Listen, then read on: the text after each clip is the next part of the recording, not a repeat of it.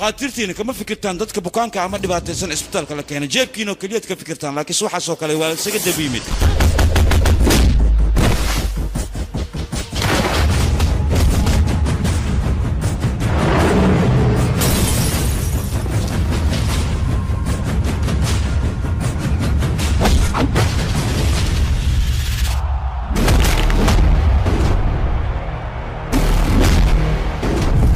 وقت والله مال والبوات تكتب سيدان أيام كنت بتهاجنا كان وحلا قدام كم على استوديو فام كوتش